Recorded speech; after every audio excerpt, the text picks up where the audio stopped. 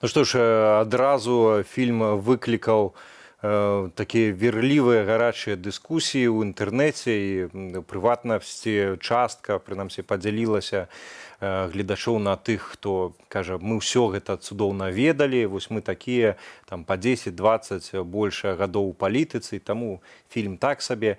Іншыя, наадварот, казалі столькі новага, мы нічого не ведалі, мы недавно ў палітыцы. Такія вельмі гарачыя дыскусіі і абмеркаваць усё гэта я хацеў бы запрасіць па відэасувязі з Прагі Сергея Навумчыка, таксама майго калегу, журналіста, публіцыста, пісьменніка, ну і таксама дэпутата Вярхоўнага Савету 12-го склікання. Спадар Сергей, вітаю вас. Добрый вечер, спадар Валер. Спадар Сергей, ну вось вы якраз чалавек з, скажем так, першай катэгорыі гледачоў, тыя, которые ў палітыцы ад самага пачатку Лукашэнкі і нават раней, і разам з гэтым вы выступілі ў абарону гэтага фільму, таму што беларусы не могуць, на жаль, вось, прынамсі ў інтэрнэце не пасварыцца на якую загодна тэму. Ці можаце падрабязней вось пра свае ўражанні ад фільму, а таксама сваю пазітыўную ацэнку яго? Ведаеце, ну так, сапраўды, калі вы чытаеш шмат такія ацэнкі в інтэрнэце, вот я прыгадаў такую сітуацыю, я тут не параўноўваю, не раблю ніякіх параўнанняў, але сітуацыя падобная. Вось калі ў пачатку 60-х гадоў быў апублікаваны твор в Новым мире Александра Солженіцына «Один день Ивана Денисовича», у великой русской поэтессы Анны Ахматовой спыталі: «Анна Андреевна, вот як вам падабаецца ці не падабаецца гэты твор з мастацкага пункту гледжання, вось в плане кампазіцыі, выпіскі герояў, стылю?» І Ахматова сказала так, што «Мои оценки мастацкіх вартасцяў ці невартасцяў не маюць ніякага значэння. Гэтую кнігу павінен прачытаць кожны савецкі чалавек». Дык вось, што там так ці не так зрабіў Некста ў гэтым фільме, я маю на увазе, так сказаць, вось наколькі там стылістыка яго, это справа 47-я. А першая справа, это тое, што вось упершыню показаны весь гэты набор, ну, нават вот зараз я бачу, показываеце гэтыя палацы, разумееце, гэтая раскоша, абсолютно нейкая такая азіяцкая, неуласцівая Беларусі раскоша. Мне вот цікава, хто быў архітэктарам, хто быў ідэю выдаваў гэтых палацаў і так далей. Словом, вот калі все гэта сабрана разам, все гэтыя тое, што людзі называюць карупцыяй, ці, скажем, злоўжыванне уладай, то гэта, конечно, робіць вельмі такое моцнае ўражанне, і ты прыходзіш просто да высновы, да пераканання. Ну, той, хто давно палітыцы, ці, так сказаць, ведае Лукашэнку, той просто яшчэ раз в гэтым пераконваецца, але я паўтараю, што, скажем, мяне уразіла. І вось тое, што гэта сабрана разам, это таксама пэўна такі публіцыстычны мастацкі прыём. Не будзем забывацца, што фільм найперш публіцыстычны, гэта не мастацкі фільм. Тут важна таксама і то, як матэрыял сабраны, як ён пададзены, наколькі моцна ён прагрымеў. Гэта публіцыстыка, это не нейкая там эсэ, так сказаць, там пра, выбачайце, пра каханне, штосьці такое. А тут, сапраўды, паказана каханне, дакладней, любоў. Ёсць два слова ў Беларусі. Каханне – гэта каханне паміж людзьмі, і любоў – гэта любоў да чагосьці, вот любоў да ўлады. Вот гэтая любоў Лукашэнкі да ўлады, да таго, каб панаваць вот на ўсім, все гэта мець у сябе, у прынцыпе, мець гэтую краіну, гэта паказана. Ведаеце яшчэ, што важна? Вот ён не хлусіць, я маю на увазе Лукашенко, калі ён кажа, што гэта все мне не належыць. Это все мне не належыць. Ну, я не думаю, што гэтулькі альтруіст Александр Григорьевич, што ён там не мае замежных рахункаў банку, на сябе, на дзяцей і так далей.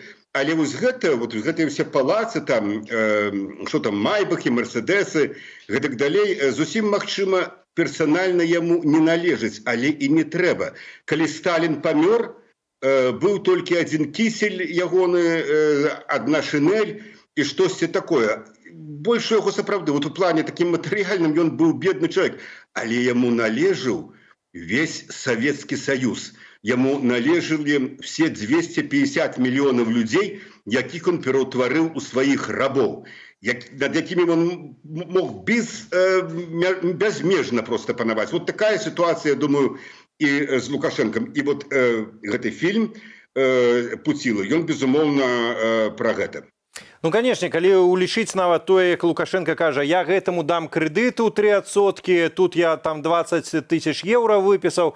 Ну, адкуль ты не сваім распараджаешься, гэта, напэўна, з ягонага ўсведамлення, што гэта ўсё цалкам маё. Хацеў вас удакладніць пра магчымы ўплыў гэтага і эфект гэтага фільму на беларускую сітуацыю. Ну, хаця падбіцца ад таго, я хацеў бы, што сёння Лукашенко раптам і Шэймана да сябе паклікаў, і Церцеля да сябе паклікаў. Ну, хіба што, як вось маладзёвым такім слэнгам, бамбіць у іх там не слаба. Як вы лічыце, які будзе эфект і ўплыў? Ну, тое, што там будзе бамбіць, гэта безумоўна, але, вот, скажем, я думаю, што нас больш хвалюе, і мы павінны думаць пра то, які эфект гэта будзе ў гледачоў. Вось я, скажем, думаю, што людзі, паглядзеўшы на гэта, павінны задумацца ввогуле пра крыніцы ўлады. Ведаеце, Валер, я вот сёння прыгадаў, што, оказывается, это ж беларускі народ дазволіў начальству гэта рабіць.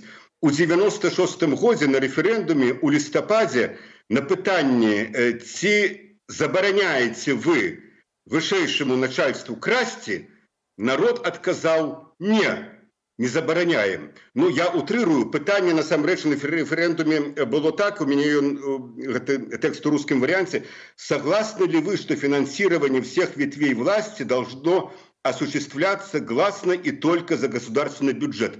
Ну, это элементарно. Дык вось, по официальных дадзеных 4 миллиона насельніцтва отказали не трэба, каб гласна, не трэба за кошт бюджета, и только 2 миллиона отказали так. 65% супраць 32. Нават калі мы улічым, што гэтыя лічбы былі насягнутыя, сфальшаваныя, але, я думаю, яны безумоўна былі сфальшаваныя.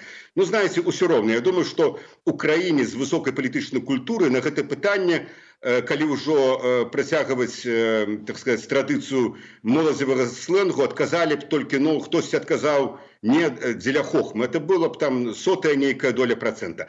А тут люди просто не задумываліся, што яны робяць, настолькі аслеплены, яны былі вот этой верой в нашего Сашу. Ну, вось праз 20 з нешым гадоў і атрымалі. Таму найперш, я думаю, што галоўная выснова, якая павінна быць зроблена з гэтага фільма, вот трэба думаць, за каго мы галасуем. Трэба думаць, каму мы даручаем кіраваць дзяржавай. Спадар Сергей, літаральна застаецца паўхвілінкі часу на размову у нас. Ваш прагноз, ці станецца гэты фільм Сцяпана Пуцілы і ягонай каманды яшчэ адным цвіком, незваротным цвіком у труну лукашызму, альбо не? Ну, безумоўна, што гэта будзе цвік. Правда, ўжо так гэтая труна закалочана цвікамі, што адчуванне, што гэта ўжо жалезная труна, як у аповесці Гоголя «Вій». Там была жалезная крышка труны. Але бясспрэчна, што шмат на што людзям вось гэты фільм вочы адкрыў. Ну што ж, калі цвікоў дастаткова, то можа варта заняцца капаннем як глыбейшай магілы для лукашызму. Дзякуй вялікі вам за сённяшнюю размову. Я спадарству нагадаю, Сергей Навумчык, журналіст, публіцыст, пісьменнік і дэпутат Верхоўнага Савету 12-го склікання, быў з намі на відэасувязі з Прагі.